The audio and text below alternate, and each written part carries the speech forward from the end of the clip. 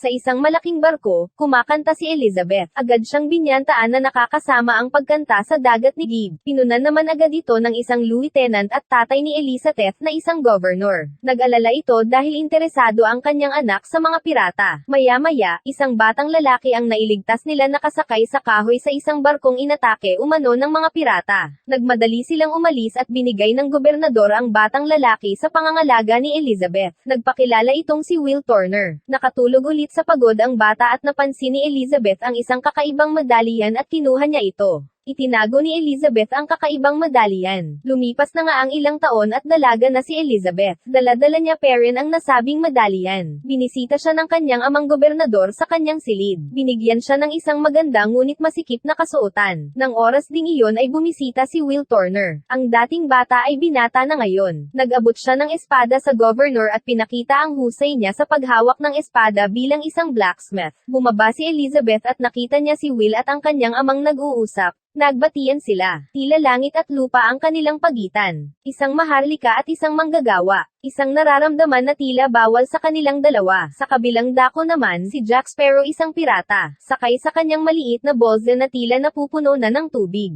Habang nagtatanggal ng tubig ay nadaanan niya tatlong nakabitay na may babala para sa mga pirata. Pinagtinginan siya ng lahat nang dumaong siya sa pier na kung saan lumubog na ito hanggang ilalim. Siningil pa rin siya ng taga-pier kahit lubog na ito sa tubig. Si Jack Sparrow ay nagpanggap na isang Mr. Smith. Isang parangal naman ang isiniyasagawa sa loob ng palasyo. Habang si Jack Sparrow ay tila ba may balak sumakay sa isang barkong militar. Sa kalagitnaan ng parangal, ang dating lieutenant ay ngayon isa ng kapitan. Sa kabilang dako, si Jack Sparrow ay naharang ng dalawang gwardiya. Ayaw siyang padaanin ng mga ito dahil pinagbabawal ang kahit sino mang makaakyat dito. Makulit na pinagtalo ni Jack ang dalawa nang ikinwento niya ang alamat ng Black Pearl na barko. Sa bangayan ng dalawa, ito ang naging hudyat niya para makaakyat. Napansin ng dalawa na nakaakyat na nga si Jack Sparrow. Humabol ang dalawa at tinanong si Jack Sparrow kung sino siya at ano ang kailangan niya sa barko. Sinagot sila ni Jack na siya ay si Smith. Gusto niyang makakuha ng barko para makapunta sa Tortuga para maglasing at mag-inom.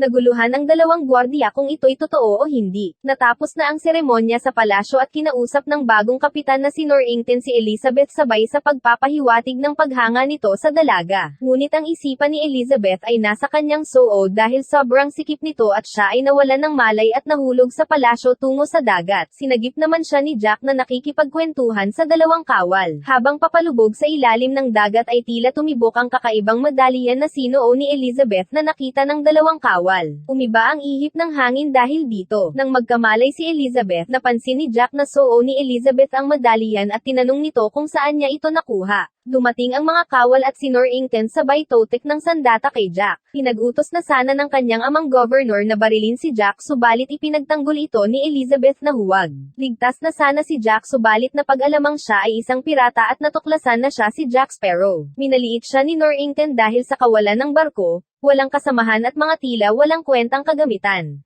Ayon kay Norrington, si Jack Sparrow ang isa sa pinakawalang kwentang pirata sa lahat ng kanyang narinig. Pinunan naman ito ni Jack na kahit papano ay narinig niya ang pangalan tungkol sa kanya. Sinubukan siyang iligtas ni Elizabeth ngunit ginamit ni Jack si Elizabeth bilang isang bihag para makuha ang mga kagamitan niya. Sumama ang loob ni Elizabeth kay Jack. Sinubukan niyang tumakas gamit ang lubod pataas. Pinagbabaril siya sa himpapawid at nag-zipline gamit ang mga cadenang nakaposas sa kanya. Pinagbabaril siya ng gwardiya habang siya ay tumatakbo patungo sa palasyo. Pumasok siya sa isang pagawaan ng mga espada para magtago. Isang tulog na lasing lamang ang nasa loob nito. Pinaso niya sa puwet ang asno para maputol ang kadena nito sa kamay. Biglang pumasok si Will sa loob at napansin nitong may mga pagbabago sa mga kagamitan niya. Biglang nagpakita si Jack at hinamon ito ni Will sa espada. Nagtagisan sila ng galing. Pinuri siya ni Jack dahil sa galing nitong humawak at gumalaw. Sabay alis na sana, tinusok ni Will ang pintuan nito at hindi makalabas si Jack.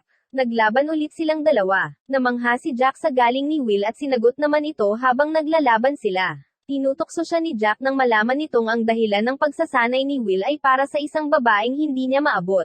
Nagpalitan sila ng espada habang nakapatong sa isang karwahe. Umabot ang kanilang paglalaban sa babong at nang lumipad ang espada ni Jack, sinabuyan nito ng alikabok si Will para matalo sa duelo. Tinawag siyang madaya ni Jack subalit tinugon lamang ito niya na, isa siyang pirata. Nagdalawang isip si Jack na barilin si Will kaya napukpok ang ulo nito ng bote mula sa tulog na lasing na pinuri pa ni Norrington. Hinuli si Jack. Kasama nito sa selda ang mga preso na inaabot ang kamay sa labas para tawagin ang asong may hawak ng susi ng kanilang kulungan. Hindi naman sila pinapansin nito. Nang gabing din iyon, si Elizabeth ay nakapag-isip-isip sa nangyari ng araw na iyon kasama ng kanyang katulong.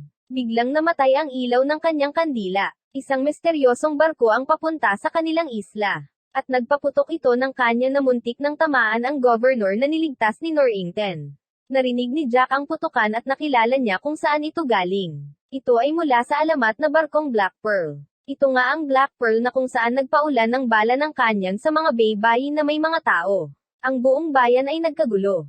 At may mga maliliit na barko na may sakay na pirata ang bumaba para manggulo. Pinagsisira nila ang mga kabahayan. Si Will naman ay kumuha ng mga sandata para pigilan ang mga pirata, at nakipaglaban siya sa ilang nila, habang ang mga kawal naman ay walang tigil na nagpaputok sa mula sa taas. Inutusan ni Norrington ang governor para magtago at napansin ni Elizabeth mula sa kanyang palasyo ang kaguluhang nagaganap. Umabot ang mga pirata sa palasyo ni Elizabeth at madali itong nakapasok. Hinabol nila si Elizabeth at di kalaunan ay na-corner nila ito. Dahil sa kaalaman ni Elizabeth tungkol sa mga batas ng mga pirata. Ginamit niya ito upang ligtas na makapunta sa kapitan ng mga pirata. Sa kabilang dako, nakita ni Will na dinala si Elizabeth ng mga pirata ngunit nawalan ito ng malay dahil napalo sa ulo ng isa sa mga pirata. Sinubukan ni Jack na akitin ang aso ngunit di niya nakuha ang susi. At dumating dalawang pirata. Kilala nila si Jack at pinagtawanan ito sa kanyang kalagayan. Ininis lamang sila ni Jack at sinakal niya si Jack. Ang kamay ng isang pirata na tinamaan ng sinag ng buwan ay naging kalansay. Ito daw ang sumpa sa kanila ayon kay Jack. Dinala si Elizabeth sa Black Pearl. Kinausap siya ng kapitan nitong si Barbosa na malugod na sinunod ang batas ng piratang Parley. Nagbigay si Elizabeth ng kasunduan na umalis sa naturang isla. Hindi pumayag ang mga pirata at si Barbosa kaya pinakita ni Elizabeth ang medalyan at nagbanta itong itatapon kapag hindi sila sumunod.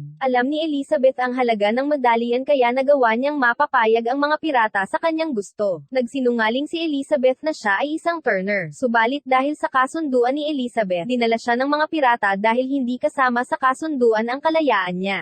Balik sa isla, nagising si Will at nakita nitong ang lahat ay busy sa pag-recover ng inataking isla. Dali-dali siyang naghingi ng tulong sa kanila para mahanap ang mga dumukot kay Elizabeth. Subalit hindi siya pinakinggan ng governor at ni Norrington kaya nagtungo si Will kay Jack. Umamin siya na gusto niyang iligtas si Elizabeth at biniro siya ni Jack. Tinulungan ni Will na makalabas si Jack. Tinanong ni Jack ang pangalan nito at namangha siya ng malamang ang pangalan nito ay Will Turner na tila ba dati niya nang kilala. Nangako si Jack na tutulong niya itong matagpuan ang barkong Black Pearl. Nakalabas sina Jack at Will at nagplano itong umakyat sa isang napakalaking barko, gamit ang isang balsang nakakulob. Naglakad sina Jack at Will sa ilalim karagatan. Nakarating at nakaakyat si Will at Jack sa barko at pinalayas ang kunting sakay nito. Nakita ito ni Norrington at ininsulto ang dalawa dahil hindi nila ito makakayang paandarin ng sila lang kaya dali-dali silang naglayag para hulihin ang dalawa. Naabutan agad ni Norrington at hinalungkat nilang lahat ang malaking barko para hanapin si Will at Jack. Subalit biglang yumandar ang barkong ginamit ni Norrington at iniwan silang nakasakay sa malaking barko.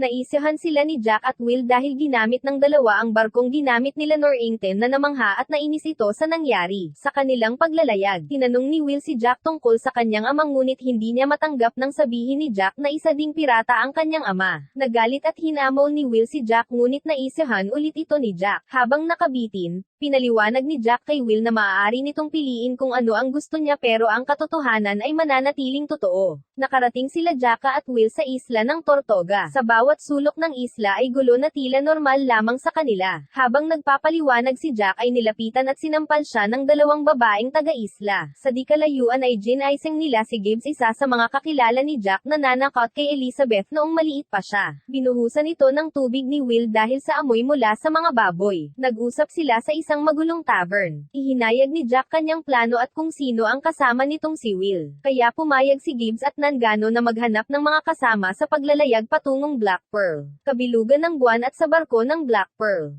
At pinapili si Elizabeth kung kakain kasabay ng mga crew na nakahubad o sa kapitan na suot ang dala nilang damit. Agad namang kinuha ni Elizabeth ang damit. Habang sa kainan, Hindi nagpigil sa pagkain si Elizabeth at tumigil ito sa pag-aakalang may lason ang mga pagkain. Nilinaw ni Barbosa na wala siyang pakay na gawin ito dahil meron pa siyang kailangan kay Elizabeth kaugnay dito ang medalyan na binigay sa kanya. Ikinwento ni Barbosa ang sumpang dinulot sa kanila ng pagkuha nila sa mga medalyan. At dahil hawak ni Elizabeth ang huling medalyan at ang dugong kailangan nila para matanggal ang sumpa dahilan kung bakit hindi siya sinaktan ng mga ito. Sinubukang saksakin ni Elizabeth si Barbosa subalit hindi man lang ito natanig sa ginawa ng dalaga dahil ang sumpa sa kanila ay walang kamatayan. Nagulat si Elizabeth at lumabas sa takot. Nagulat siya nang makita ang tunay na kaanyuan ng mga crew at ni Barbosa na mga kalansay na may buhay. Hinawakan ni Barbosa si Elizabeth at ipinaliwanag sa kanya na ang sinag ng buwan ang nagbibigay liwanag ng kanilang anyo na tila zombie at yun ang dahilan kung bakit gusto nilang matanggal ang sumpa ng Black Pearl. Natakot si Elizabeth at nagtago ito sa kwarto ng barko. Sa kabilang dako naman, ang mga crew na nakuha ni Gibbs ay tila baka kaiba at medyo hindi katiwa-tiwala ayon kay Will subalit wala silang ibang option. Isa sa mga crew nila ay dating kakilala ni Jack na ninakawan niya ng barko kaya nasampal siya ulit. Inalay ni Will ang kanilang ninakaw na barko kaya pumayag ang mga crew nito na maging kasama nila sa paglalayag. Sa gabing ding iyon ay isang malakas na bagyo ang kanilang hinarap sa paglalayag. Subalit masaya pa rin si Jack dahil alam niyang nasa tamang direksyon sila. Sa barkong Black Pearl naman, dinala ng mga pirata si Elizabeth sa isang isla sakay ang mga maliliit na barko nito. Habang sina Jack naman ay bumabaybay sa dagat na libingan ng mga barko. Nadulas ang bibig ni Gibbs na si Jack ang dating kapitan ng Black Pearl nang tinanong ni Will kung saan galing ang compass na gamit nito sa paglalayag. Ikinwento ni Gibbs kung paano si Jack bilang isang kapitan ay tinraidor ng kanyang mga crew at iniwan sa isang maliit na isla ng Caribbean kung saan iniwan lamang ito ng isang baril at isang bala. Hanggat ngayon ay hindi pa rin nagagamit ni Jack ang balang nabanggit. Habang kinukwento ni Gibbs kung paano siya nakaalis sa isla ay nakikinig na pala sa kanila si Jack at inutusan silang ibaba ang angkla. Bababa si Jack at Will sa kuweba kung nasaan ang mga pirata at ipinaubaya ang barko kay Gibbs sakaling di na siya makabalik pa. Sa loob ng kuweba, naghahanda ang mga pirata para sa seremonya ng pag-alis kanilang sumpa. Binalik nila ang lahat ng mga gintong ninakaw nila kasama si Elizabeth na nakagapos ang kamay. Dumating din sa lugar sina Jack at Will sabay tago sa gilid upang pagmasdan ang seremonya. Pinigilan ni Jack si Will sa pagsulong at sinabihang mag-ante at iwasan ang gumawa ng kung ano mang katangahan. Patapos na sa talumpati si Barbosa at gamit ang huling medalyan sa leeg ni Elizabeth ay binonot ito ni Barbosa at nagulat si Elizabeth sa akal ang papatayin siya ay sinugatan lamang ang kamay ni Elizabeth para tumulo ang dugo nito sa medalyan. Sinubukan ni Barbosang barilin ang kasamahan nito para malaman kung nawala na ang sumpa ngunit nandoon pa rin ito. Inamin ni Elizabeth na siya ay hindi isang Turner at nagpanggap lamang ito.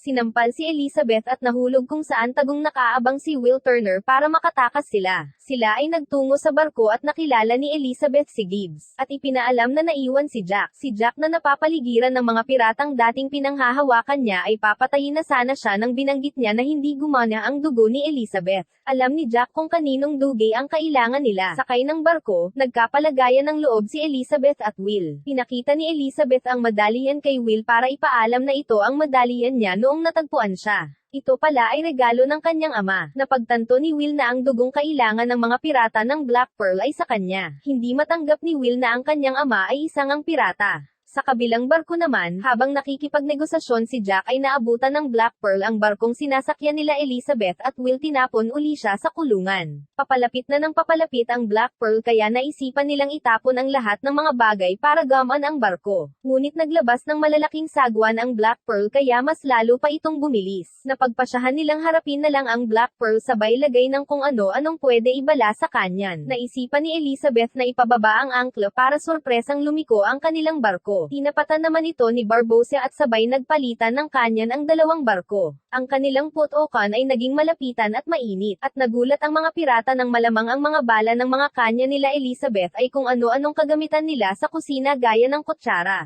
Nauubusan na ng mga bala at di na kayang labanan nila Elizabeth at Will ang mga pirata. Nabatid ni Elizabeth na ang medalyan ay naiwan sa ilalim ng barko kaya pinuntahan ito ni Will. Inakyat na ng mga pirata ang barko nila Elizabeth at inutusan nito ang kanyang mga nasasakupan para kunin ang medalyan. habang si Will naman ay nakulong sa ilalim. Si Jack ay nagtangkang tumakas nang makalabas siya at tumalon sa barko nila Elizabeth. Nakuha ng unggoy ang medalyan at hinabol ito ni Jack. Hindi makalabas si Will at lahat ng mga kasamahan nito ay hinuli ni Barbossa kasama na si Elizabeth. Nagsaya si Barbossa at mga kasama nito nang nasa kamay na ulit nila ang huling medalyan. Pinasabog nila ang barkong sinakiyan nila Elizabeth habang nasa ilalim nito si Will. Sumabog ang naturang barko subalit buhay si Will nang nagpakita ito sa barko ni Barbossa. Gamit ang kaalaman na kailangan siya ng mga pirata, binarter niya ang kaligtasan ni Elizabeth at mga crew nito para makalaya kapalit ng kanyang sarili sa mga pirata nang inamin niyang siya ang may hawak ng dugong kailangan nila.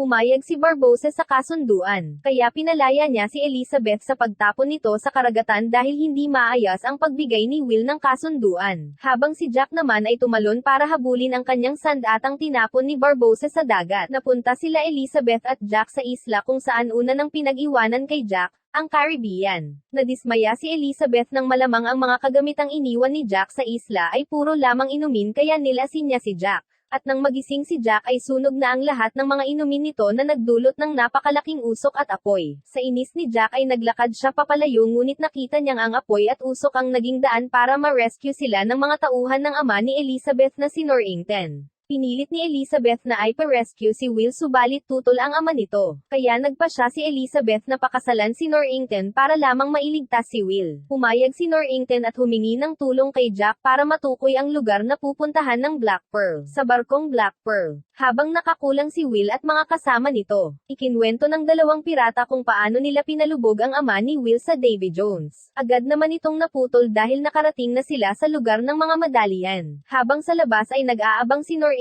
at mga kawal nito para tambangan ang mga pirata ayon sa plano ni Jack at pinakulong sa loob ng barko si Elizabeth. Nagtungo mag-isa si Jack para pigilan ang pag-alay kay Will. Sinabi ni Jack na sila ay inaabangan ng mga kawal ni Norrington sa labas at hindi magandang ideya na tanggalin ang sumpa dahil sa mga kalaban na nag-aabang sa labas. Inakit ni Jack si Barbossa na kapag natalo nila si Norrington ay magiging dalawa na ang kanyang barko. Ang gusto lang ni Jack ay ang mamahala sa Black Pearl kaya niya binigay ang impormasyon. Kumuha ng ilang medalyan si Jack at nagsabing dapat ubusin muna ang mga kalaban bago nila tanggalin ang sumpa. Hindi nila napansin na tinago ni Jack ang isa sa mga medalyan sa kanyang kamay, at nakipagsundo si Barbossa. Subalit hindi inasahan ni Jack na maglalakad sa ilalim ng tubig ang mga pirata, habang ang dalawang pirata ay nagsuot ng kasuotan para linlangin ang grupo ni Norrington na nag-abang sa bakana ng kuweba. Walang kaalam-alam ang mga kawal na umakyat na sa barko ang mga pirata. Si Elizabeth naman ay tumakas sa likod na hindi napigilan ng kanyang ama.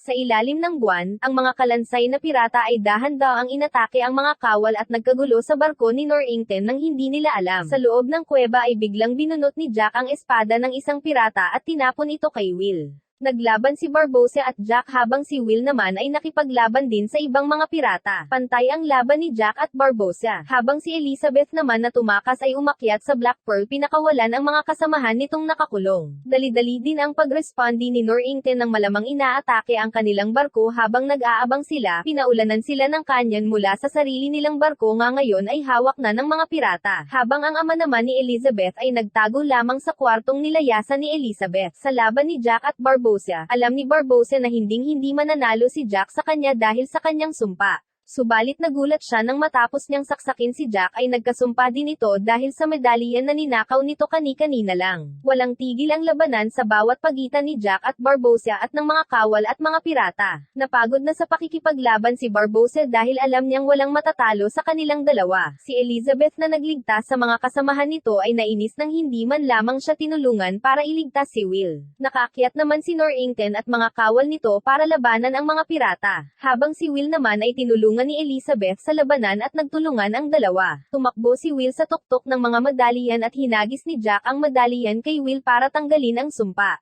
Babarilin sana ni Barbossa si Will subalit naunahan ito ni Jack. Sa pag-aakalang immortal parent si Barbossa, damyugo ito matapos malamang nawala na ang sumpa nila. Nalagotan ng hininga si Barbossa at ang mga kasamang pirata nito ay hindi na makalaban pa dahil hindi na sila immortal. Nagdiwang silang lahat ngunit si Jack ay malungkot dahil ang Black Pearl ay wala na kasama ang mga kasamahan ni Gibbs. Fast forward, si Jack ay nasa harap na ng bitay habang dismayadong nanunood si Elizabeth kasama si Norrington at ang ama nito. ito. Subalit biglang dumating si Will at niligtas nito si Jack. Hindi sila nagtagumpay at napaligiran ng mga kawal ni Norrington. Dinepensahan si Jack at Will ni Elizabeth. Inamin ni Elizabeth na mahal niya si Will kaya pinalaya nila si Jack at hinayaan na lang ng governor na si Will at Elizabeth ang magtuluyan. Tinanggap naman ito ni Norrington. Tumalon si Jack sa lugar kung saan dating nahulog si Elizabeth, habang isang barkong Black Pearl ang nag-abang kay Jack bilang kapitan. Sa huli ay naghalikan si Elizabeth at Will. At doon nagtatapos ang palabas.